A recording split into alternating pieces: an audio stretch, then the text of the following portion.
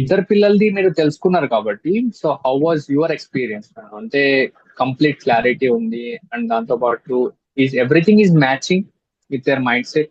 Match అయ్యింది, definite గా అదే చెప్పాను. అక్యురసీ ఈజ్ కంప్లీట్లీ రియాలిటీకి రిపోర్ట్ కి కంప్లీట్ గా మ్యాచ్ అయింది. డెఫినెట్ గా ఈ before Ritz analysis, after Ritz analysis parenting అన్నది ఇప్పుడు మాకు కంప్లీట్ గా ఈజీనే అయ్యింది. ఒక ఐడియా వచ్చింది. ఐడియా రావడం వల్ల ఈజీగా ఓకే మనం ఈ ప్యాటర్న్స్ ఫాలో అవుతే ఇలా జరుగుతుంది అని ఒక మంచి క్లారిటీ ఉండింది.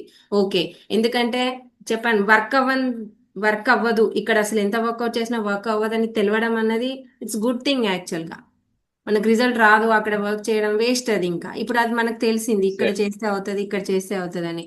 అనాలిసిస్ కి వచ్చేసి అయితే సార్ ఫస్ట్ రిలాక్స్ అయిపోయింది మైండ్. రన్ అవుతుంది అనమాట, ఏదో కుక్క వెనక పడ్డట్టు. ఇన్ని రోజులు రన్ అవుతుండే మైండ్, ఇప్పుడు అట్లా లేదు. ఓన్లీ థింగ్ ఈస్ అంటే మాకు ముందు తెలుస్తుండే లైక్ వీళ్ళు ఇలా బిహేవ్ చేస్తారు, వీళ్ళు ఇలా ఉంటారని మాకు ముందు అంటే కమ్ టు నో అంటే, కానీ దానికి ప్రూఫ్స్ అనేది ఇప్పుడు వచ్చింది. సరే, ఎలా అనిపించింది sir counselling? So when you know about your child. బాగుందండి. అంటే తెలుసుకోవడం ఎప్పుడు always it will be exciting కదా. అసలు ఏంటి, ఎలా అవుతుంది, ఎందులో స్ట్రాంగ్ ఉంటుంది, ఎందులో లేదని. ఎందుకంటే అదర్వైజ్ రిపోర్ట్ లేకపోతే ఏంటంటే we will know only when the time goes.